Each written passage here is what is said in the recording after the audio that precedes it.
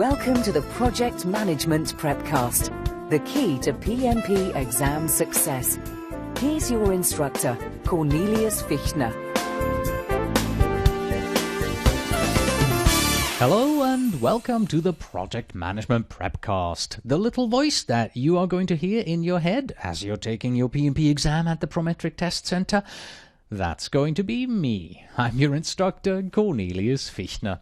In this lesson, we are going to take a look at all the knowledge, skills and tasks that PMI has defined as being part of the PMP exam for Domain 4, monitoring and controlling the project. The learning goals that have just appeared, you have seen them appear 3 times before, so no need to review them in detail. Also no need to review the lesson focus in detail. Just this quick note, in this lesson here we're reviewing the content tasks, ethics and domain skills for the monitoring and controlling domain.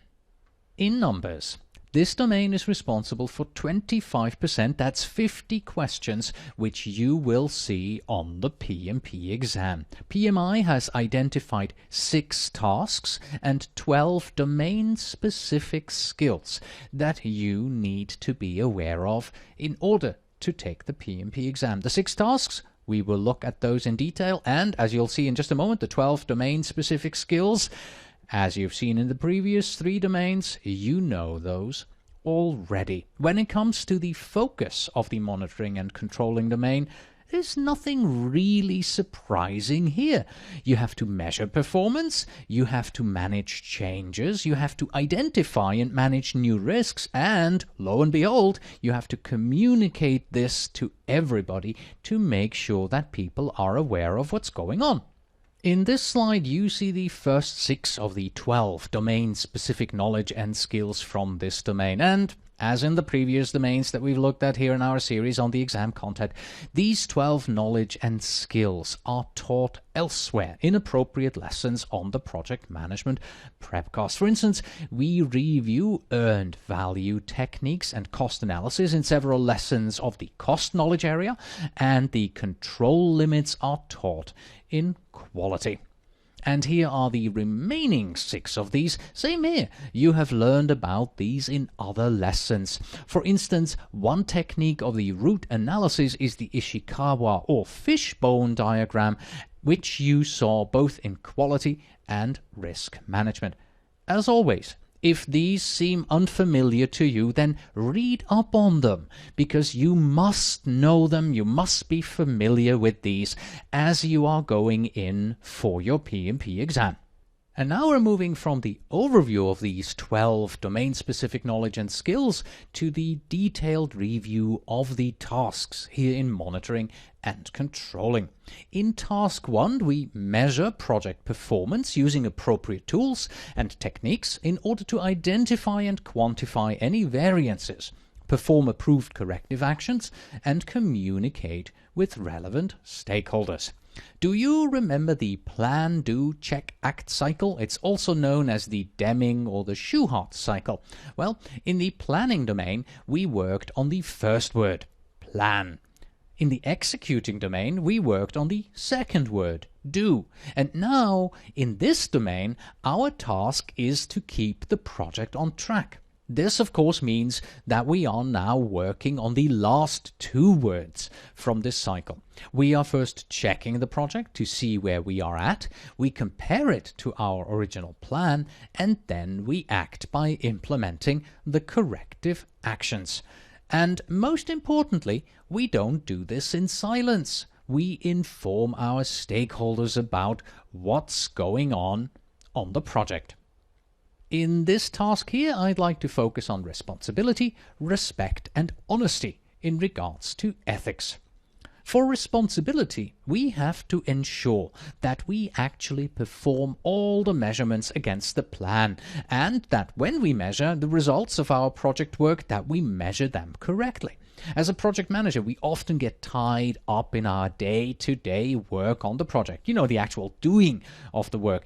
We sometimes forget that we have to pause and regularly measure where we are at and compare it against our plan. Another aspect of responsibility is that if we notice an error in our measurement, for instance when hours weren't reported correctly onto our project, that we take ownership of this fact, let people know about this issue, and take appropriate measures. In regards to respect, we have a continuation of something I said previously. Let's look back at what I said for task 1 in executing the project. There I said that respect is our duty to show a high regard for ourselves and others and the resources that we have. And the resources we have, they can include people, money, reputation, safety, natural or environmental resources. Then we described how we need to manage these ethically. Well, taking measurements and knowing where we are at on our project will help us understand whether or not we are properly managing our resources. And lastly, in regards to honesty, let's take a look at the last few words of this task here, and they are communicate with relevant stakeholders. This means that we need to communicate with all our stakeholders. There's a bit of fairness included in these 4 words as well. Fairness meaning that you have to communicate with everybody. You cannot play favorites. But what I see as an ethical obligation for us project managers is to communicate impact as well. Remember, we are often dealing with stakeholders who are not savvy project managers. If you give them an earned value number, for instance, well, they will not be able to understand the deeper meaning of the number itself. It is therefore our duty to translate it for them into easily understandable terms and let them know what the impact of these numbers is. More about ethical communication in task 6 later on in this lesson. Moving on to task 2. Manage changes to the project scope, schedule and costs by updating the project plan and communicating approved changes to the team in order to ensure that revised project goals are met. Anyone who has managed at least one project knows that there is one thing that is certain, and that is that change happens. This task here acknowledges this fact and reminds us that it is our job as project managers to receive these changes from the stakeholders, and then via the appropriate tools, processes and techniques, we need to manage these changes and integrate them into the project. And then, of course, most importantly, we now have to continue to keep our project on track. Keep it on track, if you remember, was also on the interpretation slide for the first task here, just 3 slides ago. Not surprising, since we are in the monitoring and controlling domain. But while the focus on task 1 was more on keeping the performance on track, with this task here, we want to ensure that we keep on track to reaching our updated business goals for which we started this project in the first place. One area of responsibility in the Code of Ethics that we agree to follow is to uphold the processes and policies that govern our work. This means that if we have a change management process in our organization, well, we must follow this process. It would be unethical for us to go beyond our authority and act as, shall we call it, a filter for change requests, so that we first review all of them and then only those change requests that we personally see as beneficial get forwarded on to the change request board. Along the same lines is that we must be respectful and remind ourselves that it isn't us who owns the project, it is the customer. We have been entrusted with organizational resources to execute this project, but ultimately we are only providing a service to the customer. The customer decides how this service is performed. If the customer changes his or her mind and gives us changes, then we must respect this decision and implement the changes into the project once approved, no matter how inconvenient these changes may be for ourselves. On the flip side, of course, we expect the same respect from our customer, so that when unrealistic change requests are handed in, that a solution can be worked out together. As part of fairness, and this connects nicely to what I said about responsibility previously, we have to ensure that we treat all change requests equally. This has two facets. First, we have to treat all change requests the same, no matter if we like or dislike the stakeholder from whom we have received them. You cannot disapprove of a change request just because you don't like the person who gave it to you. And second, you have to analyze all change requests with the same rigor and come to a decision using the same process. Just because you like one change request over another doesn't mean that you can be less detail-oriented for the one you like. And lastly, honesty. And yes, communicate impact. The words that you see here are the same words that you saw just a few slides ago. There I said that it is our ethical responsibility to honestly explain what deviations from the plan mean. And here we have to honestly communicate what impact a change request has on the project. Remember the competing project constraints from the PMBOK guide? Well, your customers probably haven't read the PMBOK guide. It is up to you to honestly tell them that what they see as a small change is in fact a bigger change. It has bigger consequences, and that is often neither easy nor a comfortable decision, especially when you are working as a consultant and you have to attach a monetary value to each and every change request that the customer gives you. And here is task 3. Ensure that project deliverables conform to the quality standards established in the quality management plan by using appropriate tools and techniques, for instance testing, inspection, control charts, in order to satisfy customer requirements. Here on the interpretation, we once again see the 3 words keep it on track as part of our interpretation. It is the 3rd time in a row that we see these. In task 1, it was keeping performance on track. In task 2, it was keeping track to reaching our updated business goals. And here in task 3, we want to keep our project on the quality track. Remember all those tools that we looked at in the quality lessons? Well, this task here is the reason why you need to know them for your PMP exam. So make sure that you know your 7 basic quality tools and all the others that we looked at in those lessons. And last but not least, let me ask you a question. Do you remember how Philip Crosby defined quality? He said that quality is... it is conformance to requirements. This is what the last part of this task here is focusing on. We do all of this work here only for one reason: to satisfy our customer requirements. Let's open up the Code of Ethics, see what it tells us for each of the 4 standards and relate it to our task here. In responsibility, it says that we take actions based on the best interest for society, public safety, etc. This means that we need to define our quality standards in such a way that, as a simple example, nobody can get hurt or injured by the product of our project.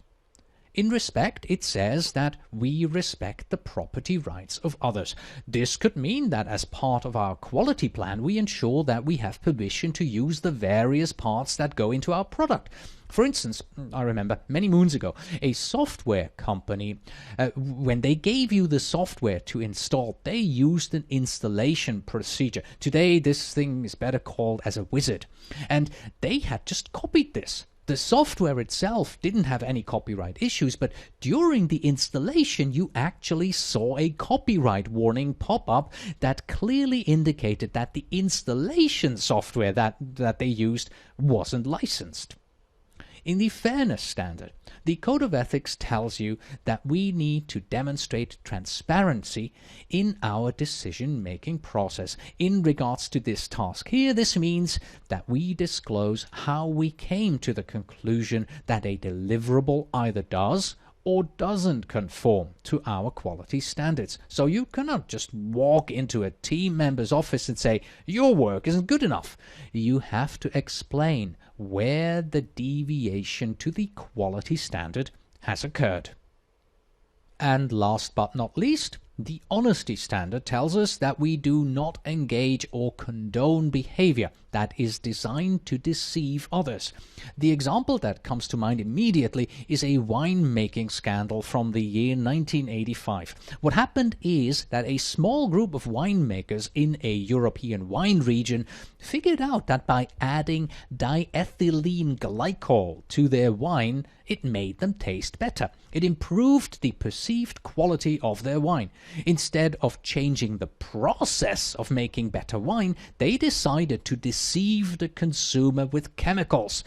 And because diethylene glycol is also known as antifreeze, yes, the stuff that you put into your car so that the window washing liquid doesn't freeze, this scandal is known today as the antifreeze wine scandal. And with this, we have come full circle to the first standard. It is our responsibility to act in the best interest of society. And antifreeze in my wine doesn't sound like it is supporting that standard either. Here is task 4. Update the risk register and risk response plan by identifying any new risks, assessing old risks, and determining and implementing appropriate response strategies in order to manage the impact of risks on the project. Here's an interesting statement from my colleague Mike Kropner. He used to say, and he probably still does say, that the main reason why project management exists was to manage risks. If there weren't any risks involved with doing something, then you wouldn't need someone to oversee the project. You could simply create a plan and then follow the plan 100% without any deviations, because if there are no risks, well, your plan will work. Unfortunately, that is not the case, and that is why project managers exist. We project managers, we manage risk on the project. With that out of the way, we now know what we do. But do we really? Risk management seems to be one of those areas that many project managers have little experience with. And therefore, as obvious as it may seem, but I need to hit you in the face with this right now, this task here is telling us that we actually have to manage the risks on our projects. And you will be tested on this in the PMP exam, according to PMBOK guide processes and concepts. We'll get back to this in just a moment when we talk about ethics. And since we had keep it on track on all the previous interpretation slides already, here it is again. In task 1, keeping performance on track. In task 2, it was keeping on track to reaching our updated business goals. In task 3, we want to keep our project on the quality track, and now we want to keep our project on track despite all the risks that are looming ahead. And we do this by proper risk planning and by implementing appropriate risk response strategies. So I promised that we would come back to the fact that risk management is one of the areas where project managers have little experience. Procurement, by the way, is another one. But even though we know that solid risk management plays a major part in ensuring success on a project, it does get neglected. It is something that's easily forgotten because you don't really do anything. You don't create anything or work on deliverables. All you do is sit in a corner imagining what might go wrong. It just often is seen as overhead. So let's review all 4 standards and identify why we should be doing risk management.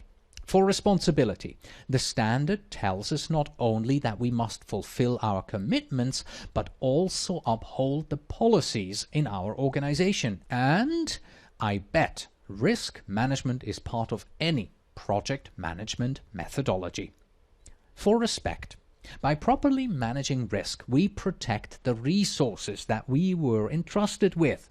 Only if we know what might go wrong will we be able to ensure that we are not wasting time and money with our project. Fairness.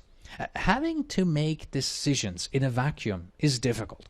Risk management provides you with a broad view of where the dangers of your decisions lie. And honesty. All risks must be properly and fully disclosed and communicated to our stakeholders because They need to know the risks that are inherent on our project in order to be able to make decisions, to come to conclusions about where the project needs to be going. Here is task 5. Assess corrective actions on the issue register and determine next steps for unresolved issues by using appropriate tools and techniques in order to minimize the impact on project schedule, cost, and resources. If you now go ahead and you compare tasks 4 and 5, then you will notice that we are performing very similar actions. On the left, in task 4, we analyze the risks and we identify, determine, and implement risk response strategies. On the right, in task 5, we analyze our issue register and we identify, determine, and implement corrective actions. Now, these two tasks, the way they are phrased, it's not all too surprising. And that is because risk and issues are closely related. In fact, the PMBOK guide says that a risk that has occurred can be considered an issue. This statement gives us the following high-level cycle between risks and issues. So you start out by identifying the risks on your project. And for these risks, you identify and implement response strategies. That is our task number 4. However, not all of your response strategies will be 100% effective, so some risks will materialize themselves and then they become an issue. And once you have them, you will create a corrective action. And then because some corrective actions may result in new risks, the cycle begins from anew. Let's also take a second look at task 5 from the executing domain. Remember, right now we're looking at task 5 from the monitoring and controlling domain, so we're now going one lesson back here, because in this task we also talk about risk. Here it is.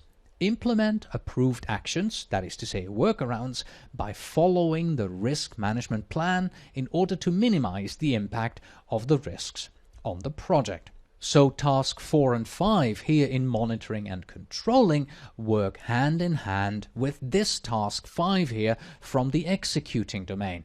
All 3 tasks together allow us to identify them, document them, then develop appropriate strategies, appropriate corrective actions, and of course we will also implement workaround strategies and corrective actions in order to have a successful, hopefully risk-free project.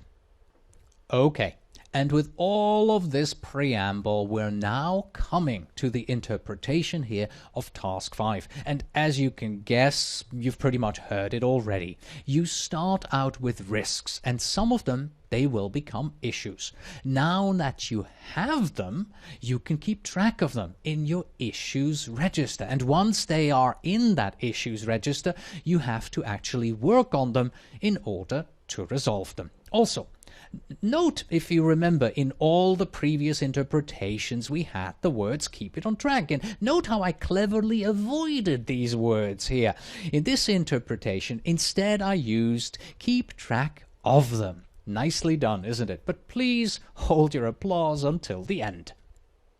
In our ethics discussion, I'd like to focus on responsibility and respect, skipping the other two, but use the same example. And the example I'd like to use is this. Sometimes you have to ask yourself, is an issue too big to tackle? It's either too big to tackle for you or for a particular team member. So, in responsibility, the Code of Ethics tells us that when we accept, we should only accept those assignments that are consistent with our background, experience, skills, and qualifications. This means that if during the course of a project issues come up that are beyond your experience, you have the responsibility to take appropriate action. This might be reaching out for outside help, discussing your options with the team, or any other options that will help you to address items that are beyond your experience. And it's the same in respect. Let's assume that you have an issue and you assign it to one of your team members, even though you know that he or she is lacking the appropriate skills to deal with it. If you knowingly assign it, you are setting him up to fail, and that is not respectful. At the same time, let's also say that it is okay to assign such an issue to someone if we are doing this knowingly and after appropriate discussion as a stretch assignment. In this way, everyone knows that Joe or Susan is trying something that they have never tried before, and we are giving them all our support to succeed in this new task for them. Task 6 is the final task here in monitoring and controlling. Communicate project status to stakeholders for their feedback in order to ensure the project aligns with business needs. In regards to interpretation, there really isn't all too much to say here about this task because it's so self-explanatory.